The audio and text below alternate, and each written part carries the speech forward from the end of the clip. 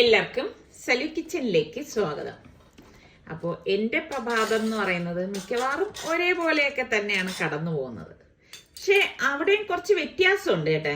എന്താണെന്ന് പറഞ്ഞാൽ ആ പ്രഭാതത്തിൽ എൻ്റെ കുറച്ച് തിരക്ക്, രാവിലെ കുറച്ച് തിരക്കൊക്കെ ആയിരിക്കുമല്ലോ.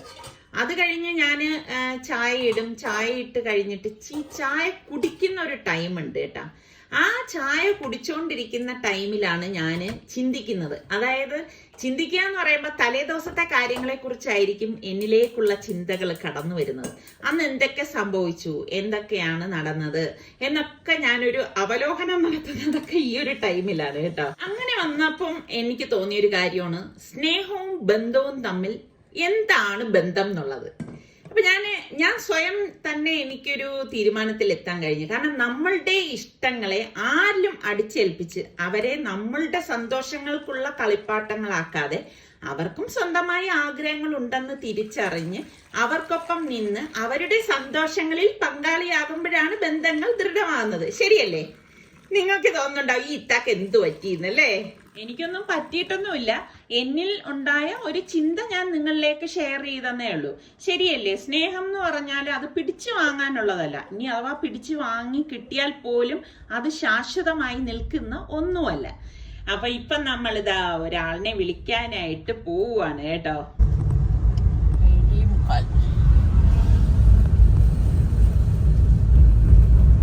നമ്മുടെ സുൽത്താൻ കഴിഞ്ഞ പ്രാവശ്യം വന്നതുപോലെ സർപ്രൈസ് ആയിട്ട് വരാനായിട്ട് ഇരുന്നതാണ് കേട്ടോ. എൻ്റെ അടുത്ത് സാറിക്ക് അടുത്തൊന്നും പറഞ്ഞില്ല. അപ്പൊ ഞാൻ ചോദിക്കുന്നുണ്ട്, ക്രിസ്മസിന് നിനക്ക് ലീവില്ലേ, എപ്പോഴാണ് വരുന്നതെന്നൊക്കെ ചോദിക്കുമ്പോൾ എൻ്റെ അടുത്ത് പറയും ഞാൻ വരും എന്നിങ്ങനെ പറഞ്ഞുകൊണ്ടിരുന്നു. പക്ഷെ ഇവരുടെ ഈ മക്കള് പ്രത്യേക ഒരു ഗ്രൂപ്പ്, വാട്സപ്പിൽ ഗ്രൂപ്പൊക്കെ തുടങ്ങിയിട്ടുണ്ട്. അപ്പൊ നമ്മൾ അതിൽ ഞാനും സാറിക്കയില്ല. അപ്പോൾ അതില് അവൻ വരുന്ന കാര്യം കണ്ട് പറഞ്ഞിട്ടുണ്ടായിരുന്നു. പക്ഷെ അത് ഒരാൾ വഴി ലീക്കൗട്ടായി. രഹസ്യം സൂക്ഷിക്കാൻ അറിയാത്ത ഒരാൾ വഴിയാണ് അത് പുറത്തു വന്നത്. ഇന്നലെ രാത്രിയാണ് അത് ചെറുതായിട്ട് പുറത്തു വന്നത്. അത് പെട്ടെന്ന് ഞാനത് ക്യാച്ച് ചെയ്തെടുത്തു. അപ്പൊ ഞാനത് സുൽത്താൻ്റെ അടുത്ത് നീ പുറപ്പെട്ടോന്ന് ചോദിച്ച് വിളിച്ചപ്പോഴേക്കുണ്ട് സുൽത്താൻ ഭയങ്കര ദേഷ്യം വന്നു കേട്ടോ. കാര്യം എന്താ അറിയാമോ? അവന്റെ സർപ്രൈസ് പൊളിഞ്ഞതില്. അങ്ങനെ സർപ്രൈസ് പൊളിഞ്ഞാണ് ഇന്നിപ്പോ സുൽത്താൻ വരുന്നത്. അപ്പം അത് ആര് വഴിയാണ് പുറത്തു പോയതെന്ന് നിങ്ങൾക്ക് പറയാമോ? ഗസ്സിങ് ഒന്ന് നോക്കട്ടെ.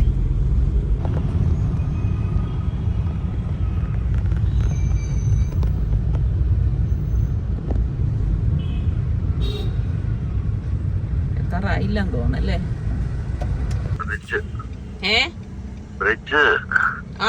ഓക്കെ. അങ്ങനെ നമ്മൾ കുറച്ചു നേരം ഇവിടെ വെയിറ്റ് ചെയ്തു. എന്നിട്ട് സുൽത്താൻ്റെ അടുത്ത് പറഞ്ഞ് എത്താറാകുമ്പോഴൊന്നിക്ക് ഒന്ന് വിളിക്കുക. കാരണം ഇവിടെ ഒന്നും പാർക്ക് ചെയ്തുകൂടാ വണ്ടികൾ. നമ്മളല്ലെങ്കിൽ ഇങ്ങനെ കറങ്ങി നിൽക്കണം. അപ്പൊ സുൽത്താൻ പറഞ്ഞ് ദാ ബ്രിഡ്ജ് ഇറങ്ങാറായെന്ന് ഇപ്പൊ വിളിച്ചു പറഞ്ഞു. ഇപ്പം നമുക്ക് കാണാൻ പറ്റും സുൽത്താൻ ദാ അതുവഴി പോകുന്നത്. KSRTCയുടെ ആ ബസ്സിലാണ് നമ്മുടെ സുൽത്താൻ. നമുക്ക് അങ്ങോട്ട് പോവാം.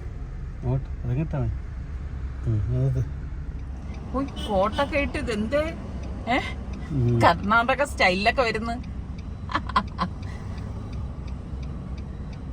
എനിക്ക് വയ്യ.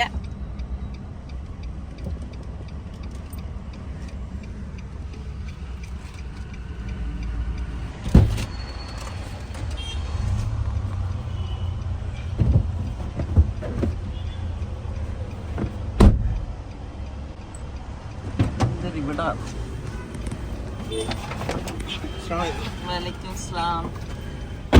ഇതെന്തേ കന്നഡ സ്റ്റൈലിലൊക്കെ വന്നിരിക്കുന്നത്?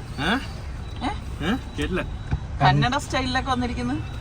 ചെവി ബസ്സിൽ കയറിയ പോലെ അടഞ്ഞിരിക്കുന്നു. പ്ലെയിനിൽ കയറുമ്പോൾ പ്രഷർ വ്യത്യാസം ഇല്ലേ, അതേപോലെ ഇപ്പോഴും മാറിയില്ല. നിന്റെ യാത്രാ രഹസ്യം പൊളിഞ്ഞല്ലേ? സീക്രട്ട് നമ്മുടെ നീ ആരും പറയാത്ത അതിനെന്ത് രസം? അതിലെന്ത് രസം? അതാണ് മോനെ, അതിലെന്ത് രസം? ഇപ്പൊ നീ യാത്ര എന്ന് പറയുമ്പോ നമ്മൾ എന്തായാലും നിസ്കരിക്കുമ്പോഴൊക്കെ തേടും ഒരു അപകടം ഉണ്ടാകാതെ വരണമെന്നൊക്കെ. അങ്ങനെ ഇവിടെ തേടല് കിട്ടൂലേ നമ്മളൊക്കെ പറഞ്ഞു കഴിഞ്ഞാൽ? അല്ലെങ്കിൽ എന്ത് ഒരു പ്രാവശ്യമൊക്കെ ഓക്കെ മോനെ, ത്രില്ലാണ്. പിന്നെന്ത് ത്രില്ല്? നമ്മളിപ്പോഴും യാത്ര ചെയ്യുമ്പോഴൊക്കെ പറഞ്ഞിട്ടും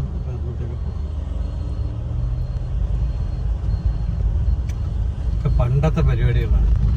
പണ്ടത്തെ ഗൾഫുകാരുടെ പരിപാടികൾ. ഇപ്പൊ ആരും ഇതൊക്കെ ചെയ്യുന്നു. അപ്പൊ നമ്മളെ റിച്ചുമോൻ ഫാബിമോളെ കണ്ടിട്ട് പോയതെന്നൊക്കെ ഫാബിമോള് രാവിലെ വെയിൽ കൊള്ളാൻ വേണ്ടിയിട്ട് താഴെ വന്നിട്ടുണ്ട്. അപ്പൊ ഞങ്ങള് പറഞ്ഞതാ സുലൂനെയും കൊണ്ട് വരേണ്, ഹായ് ബായ് പറഞ്ഞു പോകത്തേ ഉള്ളൂ എന്ന് പറഞ്ഞ്. അപ്പൊ ഫാബിമോളും ഉമ്മായി ഉണ്ടെന്ന് പറഞ്ഞ് അങ്ങനെ നമ്മൾ അവരെ കണ്ടിട്ട് തിരിച്ചു പോകും. അങ്ങനെ നമ്മള് ഫാബിമോളെയും ഉമ്മായിയൊക്കെ കണ്ടു. അവർ താഴെ നിപ്പുണ്ടായിരുന്നു കേട്ടോ, വെയിൽ കൊള്ളാൻ വന്നതാണ്. അങ്ങനെ അവിടെ കണ്ടു. സുൽത്താന് ഒന്നും പറയാനുണ്ടായിരുന്നില്ല അല്ലേ സുലു? ഓ അത് ശരി, കൊടുക്കാനുള്ളതൊക്കെ കൊടുത്തല്ലേ?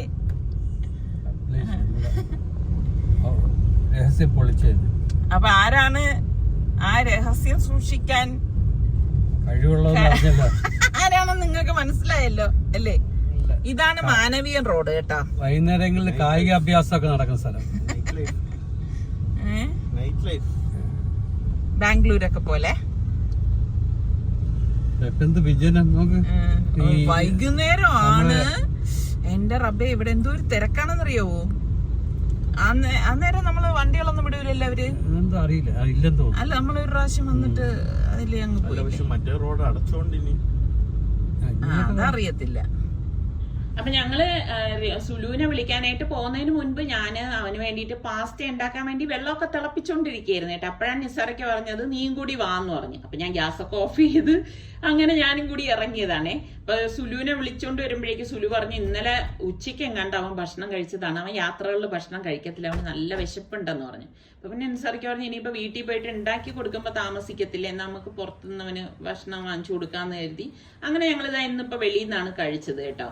ലൈറ്റായിട്ട് തന്നെ കഴിച്ചുള്ളൂ. ദോശയും സുലു കഴിച്ചത് ഇഡലിയാണ് കേട്ടോ. അപ്പം അത് കഴിച്ച ശേഷം ഇനിയിപ്പൊ നമ്മള് വീട്ടിലേക്കാണ് പോണത്. അപ്പൊ ബസ്സിലാണ് വന്നതെങ്കിലും അവൻ പറയും ഇങ്ങനെ ശരിക്കുള്ള ഉറക്കം കിട്ടത്തില്ലല്ലോ ബസ്സില്, അപ്പൊ അതിൻ്റെതായിട്ടുള്ള ഒരു ക്ഷീണം ഉണ്ടെന്ന് പറഞ്ഞു. അപ്പൊ ക്രിസ്മസിനൊന്നും അവർക്ക് പ്രത്യേകിച്ച് അവധിയൊന്നും ഇല്ല കേട്ടോ. അപ്പം സുൽത്താൻ ആണെങ്കിൽ ഈ വർഷം കുറച്ച് ലീവ് പെൻഡിങ് ഉണ്ടായിരുന്നു, അപ്പൊ അത് ഈ വർഷം തന്നെ എടുത്ത് തീർക്കണം എന്നുണ്ട്. അപ്പം ആ ഒരു ലീവാണ് അവൻ എടുത്തിട്ട് വന്നത്. അപ്പൊ ഞാൻ ചോദിക്കുന്നുണ്ട് മോനെ നീ ഇനി എത്ര ദിവസം കാണും എന്നൊക്കെ ചോദിച്ചപ്പോ അവൻ പറഞ്ഞ കാണും എന്നേ പറയുന്നുള്ളേ. സുൽത്താൻ എല്ലാം ഇങ്ങനെയാണ്, ഒരു സർപ്രൈസ് ആക്കി വയ്ക്കല് ഭയങ്കര ഒരു ഇഷ്ടമാണെന്ന് തോന്നുന്നത്. ഞാൻ പറയും അതിലൊന്നും വലിയ കാര്യമില്ല, നീ പറ എത്ര ദിവസം ഉണ്ടെന്ന് പറയാന്ന് പറഞ്ഞാലൊന്നും അവൻ പറയത്തില്ല കേട്ടാ. ഈ പോകുന്നതിന്റെ തലേ ദിവസമൊക്കെ ആയിരിക്കും നമ്മൾ അറിയണത് നാളെ അവൻ പോകുന്നു എന്നൊക്കെ ഉള്ളത്. അപ്പം ഇതാ വീടെത്തിയപ്പോഴേക്ക് അവൻ പറയായിരുന്നു എന്തൊരു ആശ്വാസം ഉണ്ടെന്ന്. അതങ്ങനെ ഏത് നാട്ടിൽ ചെന്നാലും അവനവന്റെ നാട്ടിൽ വരുമ്പോ അങ്ങനെയാണല്ലോ. അപ്പൊ ഞാൻ നോക്കുമ്പോ പെട്ടി ഭയങ്കര കാലി പോലെ ഇരിക്കണം. അപ്പൊ ഞാൻ ചോദിച്ചു മോനെ പെട്ടിക്കകത്തൊന്നും ഇല്ലേ, കാലിപ്പെട്ടിയാണോ എന്ന് ചോദിച്ചപ്പം നിസാറയ്ക്ക് പറയുന്നുണ്ട് പെട്ടിയിലെ അവൻ കാലിയായിട്ട് വരുന്നതിനൊക്കെ അറിഞ്ഞുകൂടെ, അങ്ങോട്ട് പോകുമ്പോഴല്ലേ ലഗേജുമായിട്ട് പോകത്തുള്ളൂ. ശരിയാണ്, ഇവിടെ എന്ത് സംഭവം ഉണ്ടെങ്കിലും അതിനെ പാക്ക് ചെയ്ത് കൊണ്ടുപോകാൻ കണക്കിന് സുൽത്താൻ പെട്ടിയായിട്ട് വരത്തുള്ളൂ കേട്ടോ. കാരണം അവന് അത്യാവശ്യം ഇടാനുള്ള ഡ്രസ്സൊക്കെ ഇവിടെ ഇരിപ്പുള്ളത് കൊണ്ട് ഡ്രസ്സും കാര്യങ്ങളും അങ്ങനെ ഒന്നും എടുക്കത്തില്ല. ഇപ്പൊ ഞാൻ അവനാ പെട്ടി എടുത്തു വെച്ചപ്പോൾ തന്നെ നോക്കുമ്പോഴേക്കും ലൈറ്റ് വെയിറ്റ് ആയിട്ടാണ് എനിക്ക് തോന്നിയത് കേട്ടോ.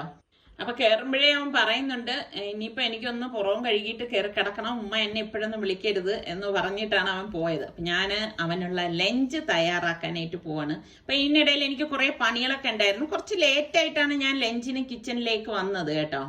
അപ്പൊ ഞാൻ ഒരു ബൗളിലേക്ക് 2 ടേബിൾ സ്പൂൺ കാശ്മീരി ചില്ലി പൗഡറും അതുപോലെ തന്നെ 1/4 ടീസ്പൂൺ മഞ്ഞൾപ്പൊടിയും 1/4 ടീസ്പൂൺ ഗരം മസാല പൊടിയും 1 ടേബിൾ സ്പൂൺ മല്ലിപ്പൊടിയും പാകത്തിനുള്ള ഉപ്പും 1 ടേബിൾ സ്പൂണോളം ഫ്രഷ് ക്രീം ഉണ്ടല്ലോ അതിട്ട് കൊടുക്കാം കേട്ടോ. 1 ടേബിൾ സ്പൂൺ മാത്രം മതിയാവും, കൂടുതലൊന്നും ആവശ്യമില്ല. 1 ടേബിൾ സ്പൂൺ കസൂരി മേത്തി ഉലുവയില ഉണക്കിയതാണ്. പിന്നെ 1 ടേബിൾ സ്പൂൺ തൈരും 1 ടേബിൾ സ്പൂൺ ഇഞ്ചി വെളുത്തുള്ളി പേസ്റ്റും 1 ടേബിൾ സ്പൂൺ ബട്ടറാണ് കേട്ടോ. ബട്ടർ മസ്റ്റ് ആയിട്ട് ഇതിൽ ചേർത്ത് കൊടുക്കണേ. ഓയിലിനെക്കാളും നല്ലത് ബട്ടർ ചേർത്ത് കൊടുക്കണതാണ്. എന്നിട്ട് ഇതാ നമുക്ക് നന്നായിട്ടൊന്ന് മിക്സ് ചെയ്ത് കൊടുക്കാം. അപ്പൊ ഞാൻ തോക്ക് പോലത്തെ 2 ചിക്കൻ പീസസ് ആണ് എടുത്തിരിക്കുന്നത്. അത് നന്നായിട്ടൊന്ന് വരഞ്ഞെടുത്തിട്ടുണ്ട്. അപ്പൊ അതിലേക്ക് നമുക്ക് മസാല തേച്ച് കൊടുക്കാം. നന്നായിട്ടൊന്ന് വരഞ്ഞെടുക്കുന്ന കാര്യം എന്ന് വെച്ചാൽ മസാല ഉള്ളിലേക്ക് കിടക്കാൻ വേണ്ടിയിട്ടാണ്. ശരിക്കും ഇതൊക്കെ നമ്മൾ തലേ ദിവസം മാരിനേറ്റ് ചെയ്ത ശേഷം പിറ്റേ ദിവസം ഉണ്ടാക്കുമ്പോഴാണ് നല്ലത് കേട്ടോ. ഇപ്പൊ എനിക്ക് ടൈം ഇല്ലാത്തത് കൊണ്ട് ഞാനിപ്പം കുറച്ച് കഴിയുമ്പോഴേക്കും ഒരു 10-15 മിനിറ്റേ വെക്കത്തുള്ളൂ. അത് കഴിഞ്ഞിട്ട് ഞാൻ ഇത് റെഡിയാക്കും കേട്ടോ. അപ്പൊ ഇതുപോലെ ഒന്ന് മസാല പുരട്ടിയിട്ട് നമുക്ക് മാറ്റി വെക്കാം. മറ്റൊരു ബൗൾ എടുത്തിട്ട് ഞാൻ ഇതിലേക്ക് 2 കപ്പ് മൈദാമാവ് ഇട്ട് കൊടുക്കുകയാണ്. 250 ml കപ്പിലാണ് ഞാൻ എടുത്തിരിക്കുന്നത്. അതുപോലെ തന്നെ പാകത്തിനുള്ള ഉപ്പും 2 ടീസ്പൂൺ പഞ്ചസാര കേട്ടോ. പഞ്ചസാര കൂടണ്ട, ഇത്രയും മാത്രം മതിയാവും. പിന്നെ 1 ടീസ്പൂൺ ബേക്കിംഗ് സോഡയും 1 ടീസ്പൂൺ ബേക്കിംഗ് പൗഡറും കൂടി ചേർത്ത് കൊടുക്കണം. അതുപോലെ തന്നെ ഇത് നന്നായിട്ടൊന്ന് ഒരു വിസ്ക് കൊണ്ടൊന്ന് മിക്സ് ചെയ്ത് കൊടുക്കണം. കാരണം ആ ബേക്കിംഗ് പൗഡറും ബേക്കിംഗ് സോഡ എല്ലായിടത്തും മിക്സ് ആവാൻ വേണ്ടിയിട്ടാണ്. അതിനുശേഷം ഇതിലേക്ക് നമുക്ക് 1 ടേബിൾ സ്പൂണോളം ബട്ടർ ഇട്ടിട്ട് ഒന്ന് വീണ്ടും മിക്സ് ചെയ്ത് കൊടുക്കാം. ആ ബട്ടർ എല്ലായിടത്തും എത്തത്തക്ക രീതിയിൽ ഒന്ന് ഇതുപോലെ വിസ്ക് കൊണ്ടൊന്ന് മിക്സ് ചെയ്ത് കൊടുത്താൽ മതി. പിന്നെ വേണ്ടത് പകുതി നാരങ്ങയുടെ നീരാണ് കേട്ടോ. ചെറിയ നാരങ്ങയാണെങ്കിൽ ഒരെണ്ണം എടുക്കാം. ഇതിപ്പോൾ അത്യാവശ്യം വലിപ്പമുള്ള ഒരു നാരങ്ങ ആയതുകൊണ്ടാണ് പകുതി എടുത്തിരിക്കുന്നത്. അപ്പൊ നാരങ്ങ നീരും കൂടി നമുക്ക് ഇതിലേക്ക് പിഴിഞ്ഞൊഴിച്ച ശേഷം എല്ലാം ചേർത്തിട്ട് വീണ്ടും ഒന്ന് ഈ വിസ്ക് കൊണ്ട് തന്നെ ഒന്ന് മിക്സ് ചെയ്ത് കൊടുക്കാം. ഇപ്പൊ മിക്സ് ഇല്ലെങ്കിൽ ഒരു ഫോർക്ക് കൊണ്ട് ഇളക്കി കൊടുത്താലും മതിയാവും കേട്ടോ. അപ്പൊ എല്ലായിടത്തും ഒന്ന് യോജിക്കണം, അത്ര മാത്രമേ ഉദ്ദേശിക്കുന്നുള്ളൂ. ഇനി നമുക്ക് വേണ്ടത് വാം മിൽക്കാണ്, ചെറു ചൂട് പാലാണ്. ഞാനിവിടെ 250 ml കപ്പിൽ 1 കപ്പ് എടുത്തിട്ടുണ്ട്. അത് കുറേശ്ശെ നമ്മൾ ഇതുപോലെ ഒഴിച്ചിട്ട് കുഴച്ചു കൊടുത്ത് നോക്കണം കേട്ടോ. എത്രയാണോ വേണ്ടത് അതിനനുസരിച്ച് ഒഴിച്ച് നല്ലതുപോലെ ഒന്ന് കുഴച്ചെടുക്കണം. കുഴച്ചെടുക്കുന്നതിലാണ് ഇരിക്കുന്നത്.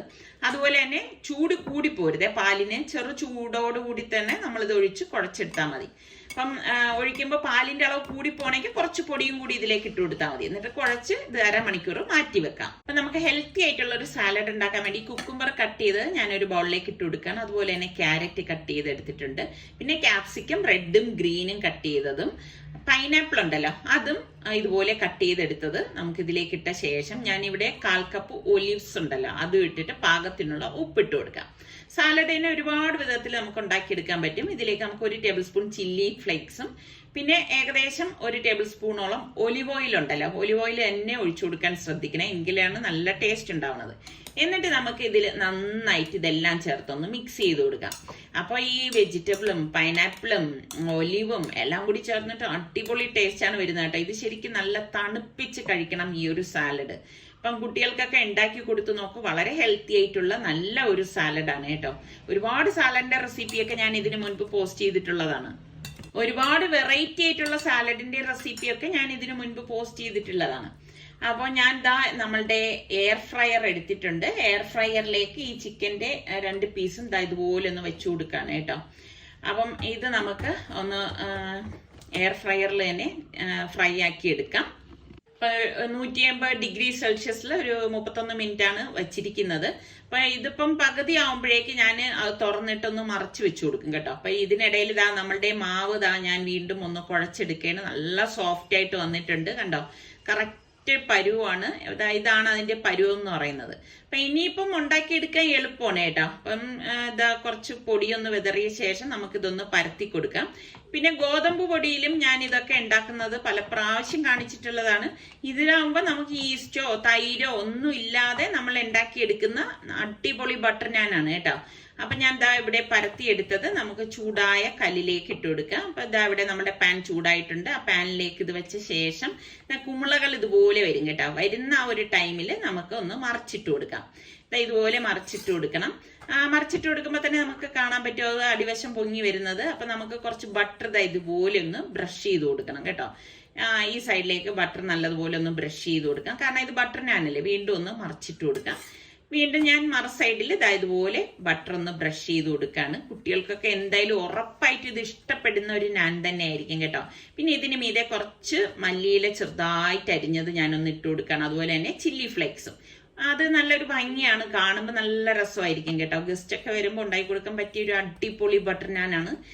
പ്രത്യേകിച്ച് ഞാൻ പറഞ്ഞില്ലേ കുട്ടികൾക്ക് ഉറപ്പായിട്ട് ഇഷ്ടപ്പെടും.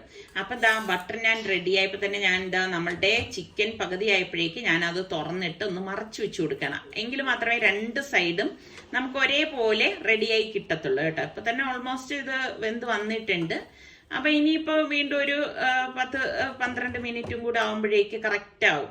അപ്പൊ ഞാൻ ഓരോന്നും ചുട്ട് മാറ്റാണ്. ഇതുപോലെ നമ്മള് ബട്ടർ ഒന്ന് ബ്രഷ് ചെയ്ത് കൊടുത്ത ശേഷം മറു സൈഡിലും ബട്ടർ നല്ലതുപോലെ ഒന്ന് ബ്രഷ് ചെയ്ത് കൊടുക്കണം കേട്ടോ. എങ്കിലേ ആ ഒരു ടേസ്റ്റ് കിട്ടത്തുള്ളൂ. പിന്നെ നമുക്ക് കുറച്ച് മല്ലിയിലയും ഈ പറഞ്ഞ മാതിരി ചില്ലി ഫ്ലേക്സും കൂടി കുറച്ച് ഇതുപോലെ ഒന്ന് വിതറി കൊടുക്കുമ്പോഴേക്ക് അടിപൊളി ബട്ടർ നാൻ റെഡിയാണ്.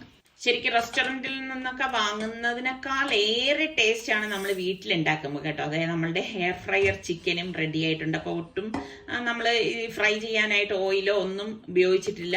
ആകെ മിക്സിങ്ങിൽ ബട്ടർ ഉപയോഗിച്ചു, അത് അത്ര മാത്രമേ ഉള്ളൂ. അത് ഉപയോഗിച്ചാലേ നല്ല ടേസ്റ്റ് കിട്ടത്തുള്ളൂ കേട്ടോ. അപ്പോൾ ഇനിയിപ്പം താമസിക്കുന്നില്ല, ചൂടോടുകൂടി തന്നെ ഇതാ കഴിക്കാനായിട്ട് പോവാണ്. അങ്ങനെ നമ്മളുടെ ഫുഡെല്ലാം റെഡി ആയിട്ടുണ്ട്. അപ്പം നിങ്ങൾക്ക് ഇഷ്ടമായെങ്കിൽ ഇപ്പം തന്നെ ഒന്ന് ലൈക്ക് ചെയ്തേക്കണേ, അല്ലെങ്കിൽ നിങ്ങൾ മറന്നുപോയാലോ. അപ്പം ഞാനിത് റെഡിയായപ്പോൾ തന്നെ നമ്മളുടെ സുലുവിനെ കഴിക്കാനായിട്ട് വിളിച്ചു. അങ്ങനെ അവൻ വന്നു. മറ്റേത് അവൻ വീട്ടിൽ സ്വന്തമായിട്ടല്ലേ ഓരോന്നൊക്കെ ഉണ്ടാക്കി കഴിക്കുന്നത്. പിന്നെ ഇതുപോലെ ആരെങ്കിലുമൊക്കെ ഉണ്ടാക്കി കൊടുക്കുമ്പോൾ കഴിക്കാനും പിള്ളേർക്കൊക്കെ ഭയങ്കര ഇഷ്ടമായിരിക്കുമല്ലോ, കാരണം വന്ന് ടേബിളിൽ ഇരുന്നാൽ മതിയല്ലോ. അങ്ങനെ അവൻ സാലഡ് തന്നെ ആദ്യം ടേസ്റ്റ് ചെയ്യാണ്. ഇവിടെ ഞാൻ പണ്ട് അവർ സ്കൂളിലായിരുന്ന സമയത്തൊക്കെ ഒരുപാട് വെറൈറ്റി സാലഡൊക്കെ ഉണ്ടാക്കുമായിരുന്നു കേട്ടോ. അന്നത്തെയൊക്കെ വ്ളോഗൊക്കെ നോക്കിയാൽ നിങ്ങൾക്ക് കാണാൻ പറ്റും. അപ്പോൾ അവൻ പറഞ്ഞ അടിപൊളി സാലഡ് എന്നൊക്കെ പറഞ്ഞു. അപ്പോൾ അത് ആ ചിക്കനിലേക്ക് കുറച്ച് നാരങ്ങ നീര് സ്ക്വീസ് ചെയ്ത് ഒഴിക്കുകയാണ്. അത് നല്ല ടേസ്റ്റാണ് കേട്ടോ. നാരങ്ങ നീരൊക്കെ ഒഴിച്ചിട്ട് ഇങ്ങനെ കഴിക്കുമ്പോൾ ഉണ്ടല്ലോ. അപ്പം നിങ്ങൾ ട്രൈ ചെയ്ത് നോക്കണേ.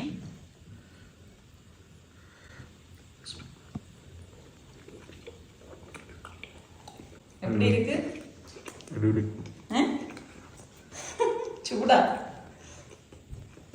പക്ഷെ അടിപൊളി മസാല അതിരിക്കട്ടെ. ഞാൻ എങ്ങനെയുണ്ട്? ഞാൻ ഇതിലേക്ക് കേട്, ഈസ്റ്റ് ഇതൊന്നും ചേർക്കാത്ത ഞാനാണ്. കൊള്ളാമോ? പിന്നെ ഇന്ന് വൈകുന്നേരം പുറത്തുനിന്നായിരുന്നു ആഹാരം കഴിച്ചത് കേട്ടോ. ആഹാരമൊക്കെ കഴിഞ്ഞ ശേഷം ഞങ്ങൾ നേരെ ബീച്ചിൽ വന്നു. ഇപ്പൊ ടൈം എത്രയാണെന്ന് അറിയാവോ? രാത്രി 9:30 മണിയാണ് കേട്ടോ. അപ്പൊ നമ്മളെപ്പോലെ വന്ന് നിൽക്കുന്ന ആൾക്കാരും ഉണ്ടായിരുന്നു കേട്ടോ ബീച്ചില്. ഞാൻ വിചാരിച്ചു ഇവിടെയൊക്കെ വിജനമായിരിക്കുന്നു. അപ്പൊ മോൾക്ക് ഭയങ്കര ഇഷ്ടമാണ് ബീച്ചിൽ വരാനായിട്ട്. അപ്പം മോള് ഉമ്മായും അവളുടെ സിബ്ലിങ്സും എല്ലാവരുമായിട്ടാണ് നമ്മൾ ഇവിടെ വന്നത്. അപ്പൊ അവളിങ്ങനെ ഇങ്ങനെ നോക്കി നിൽക്കാണ്. ഞാൻ പറഞ്ഞു എന്തായാലും രാത്രി ആയതുകൊണ്ട് തിരക്കൊക്കെ ശക്തി കൂടും, അതുകൊണ്ട് അങ്ങോട്ടേക്കൊന്നും നിൽക്കണ്ട, എന്റെ കൈയും പിടിച്ച് ഇവിടെ നിന്നാ മതി എന്ന് പറഞ്ഞു. അങ്ങനെ നിർത്തി കാണിക്കാനേട്ടാ. ഇതൊക്കെയല്ലേ മനസ്സിന്റെ ഒരു സന്തോഷം എന്ന് പറയുന്നത്. അതാണ് ഞാൻ ആദ്യം പറഞ്ഞത്. നമ്മൾ ഓരോരുത്തരുടെ ഇഷ്ടങ്ങൾ മനസ്സിലാക്കി വേണം പ്രവർത്തിക്കാനുള്ളത്. അല്ലാതെ നമ്മളുടെ ഇഷ്ടങ്ങൾ അവരെ അടിച്ചേൽപ്പിച്ച് വയ്ക്കുകയല്ല വേണ്ടത്. ശരിയാണോ തെറ്റാണോ എന്നുള്ളത് നിങ്ങൾ കമന്റ് ചെയ്യണം കേട്ടോ. അപ്പൊ എനിക്ക് എല്ലാവരുടെ അടുത്തും, എല്ലാ മക്കളുടെ അടുത്തും എനിക്ക് സ്നേഹം മാത്രമേ ഉള്ളൂ. ഇതാ കണ്ടോ തിര വരുന്നത്. അപ്പൊ മോക്കാണെങ്കിൽ സത്യം പറഞ്ഞാൽ തിരയിലൊന്ന് ഇറങ്ങിയാൽ കൊള്ളാന്നൊക്കെ തോന്നുന്നുണ്ട്. അപ്പൊ ഞാൻ പറഞ്ഞു വേണ്ട മോളെ ഇറങ്ങണ്ടേ. അതെനിക്ക് പേടിയാണ് കേട്ടോ. കാരണം ഈ തിരയൊക്കെ ഏത് സമയത്ത് അതിന് കടലിന് ഭാവമാറ്റം സംഭവിക്കുന്നൊന്നും നമുക്ക് പറയാൻ പറ്റത്തില്ല. അപ്പൊ ഇങ്ങനെ നിന്ന് വലിയ തണുപ്പും കാറ്റും ഒന്നും ഇല്ലായിരുന്നു കേട്ടോ. ഞാനും ആദ്യമായിട്ടാണ് ഈ ഒരു ടൈമിൽ ഞങ്ങള് ഈ ശംഖുമുഖം ബീച്ചിൽ വന്നിരിക്കുന്നത്. അപ്പൊ നോക്കുമ്പോ അത്യാവശ്യം ലൈറ്റും കാര്യങ്ങളും നമ്മളെ പോലെ വന്നിരിക്കുന്ന കുറെ ആൾക്കാരും ഒക്കെ ഉണ്ട്. അതൊക്കെ കാണാൻ കുട്ടികളെ വരെ തിരയുടെ അവിടെ ഒക്കെ വന്ന് നിൽക്കുന്നുണ്ട് കേട്ടോ. അതൊക്കെ കാണാൻ നല്ല രസമുണ്ട് കേട്ടോ. അപ്പൊ രാത്രി ഇപ്പം പണ്ടൊക്കെ ആണെങ്കിൽ ഇതുപോലെ രാത്രിയൊന്നും ആരും ഉണ്ടാകത്തില്ല. അങ്ങനെ കുറെ നേരം അവിടെ നിന്നു. അത് കഴിഞ്ഞ ശേഷം നമ്മളിതാ നടക്കുകയാണ് കേട്ടോ. അപ്പൊ ഇവിടുത്തെ കച്ചവടക്കാരുണ്ടല്ലോ, വഴിയോര കച്ചവടക്കാരൊക്കെ ഗതിയിൽ അവരും കച്ചവടം നടത്തുന്നുണ്ട്.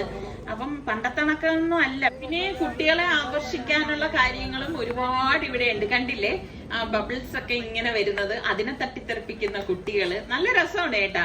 എനിക്ക് ഇങ്ങനെയുള്ള കാഴ്ചകളൊക്കെ കാണാൻ ഇഷ്ടമാണ്. പ്രത്യേകിച്ച് ഈ കുട്ടികളുടെ ചില കുറുമ്പുകളൊക്കെ കാണുമ്പോൾ നല്ല രസമാണ്. അപ്പൊ ഒരുപാട് ഇതുപോലെ കുമിളകൾ ഇങ്ങനെ പറത്തി വിടുന്നവരുണ്ട്. ഈ കുമിളകൾ പോലെയാണ് ഞാൻ പറഞ്ഞ സ്നേഹം നമ്മൾ ചോദിച്ചു വാങ്ങിച്ചാൽ കിട്ടുന്ന അനുഭവവും. ശരിയാണോ അല്ലയോ എന്ന് നിങ്ങൾ കമന്റ് ചെയ്യും. അപ്പൊ ഇതൊക്കെ തന്നെയാണ് നമ്മളുടെ ഇന്നത്തെ ഒരു ഡേ എന്ന് പറയുന്നത്. അടിപൊളിയായിരുന്നു ശരിക്കും പറഞ്ഞാൽ. ഓർക്കാൻ ഉള്ള നല്ല നല്ല നിമിഷങ്ങളിൽ ചില ദിവസങ്ങളിൽ നമുക്ക് കിട്ടും എന്ന് പറയുന്നില്ലേ, അതെത്ര ശരിയാണ്. അപ്പൊ ഇതൊക്കെയാണ് നമ്മളുടെ ഇന്നത്തെ വിശേഷങ്ങള്. അപ്പൊ സബ്സ്ക്രൈബ് ചെയ്യാതെ കാണുന്ന ആരെങ്കിലും ഒക്കെ ഉണ്ടെങ്കിൽ, ഇഷ്ടപ്പെടാണെങ്കിൽ സബ്സ്ക്രൈബ് ചെയ്യാനും ബെല്ലൈക്കൺ പ്രസ് ചെയ്യാനൊന്നും മറന്നു പോകരുത്. അടുത്ത നല്ല റെസിപ്പിയോ വ്ളോഗോ ഇട്ടൊക്കെ കാണുന്നത് വരെ എല്ലാവർക്കും ബൈ.